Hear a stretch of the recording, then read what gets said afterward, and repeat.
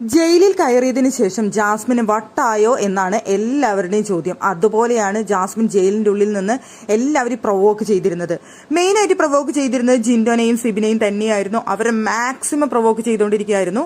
അല്ല, തിരിച്ചും അങ്ങനെ തന്നെയായിരുന്നു. ജാസ്മിനെ മാക്സിമം അവരും പ്രൊവോക്ക് ചെയ്യുന്നുണ്ടായിരുന്നു. ജിൻഡോ ആണെന്നുണ്ടെങ്കിലും സിബിനാണെന്നുണ്ടെങ്കിലും.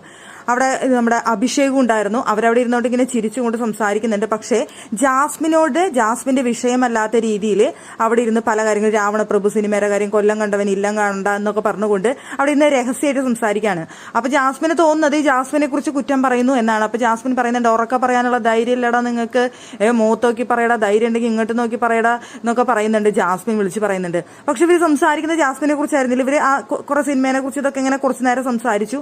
അതിനുശേഷം അഭിഷേക് ചോദിക്കുന്നുണ്ട്, ഇതിന് എന്തിന്റെ കേടാണ്, ഇതൊന്നും മിണ്ടാണ്ട് ഇരുന്നൂടെ എന്ന് ചോദിക്കുന്ന സമയത്ത് അവിടെ നമ്മുടെ സിബിൻ പറയുന്നുണ്ട്, അവള് സംസാരിക്കണം, അവള് മാക്സിമം സംസാരിക്കണം, എന്നാലേ കാര്യം ശരിയാവുള്ളൂ എന്ന് പറഞ്ഞിട്ടാണ് അവളെ ഇങ്ങനെ പ്രൊവോക്ക് ചെയ്തുകൊണ്ടിരുന്നത്, ജാസ്മിനെ പ്രൊവോക്ക് ചെയ്തുകൊണ്ടിരുന്നത്.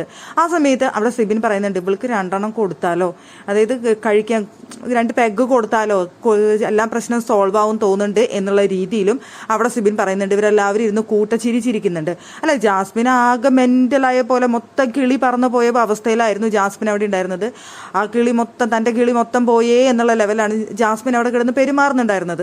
പറയുന്നുണ്ടായിരുന്നു ജാസ്മിൻ, എനിക്ക് അത്രയും ദേഷ്യമുണ്ട്, അത്രയും കലിപ്പുണ്ട്, അത് മാറാനായിട്ട് ഇതല്ലാതെ വേറെ പോമഴിയില്ല എന്ന് പറഞ്ഞുകൊണ്ടാണ് ജാസ്മിൻ ഈ കിടന്ന് കാണിച്ചു കൂട്ടിയത്. എന്തായാലും ജാസ്മിനെ 2 പെഗ് കൊടുക്കാനൊക്കെ എന്തായാലും തീരുമാനിച്ചിട്ടുണ്ട് സിബിൻ.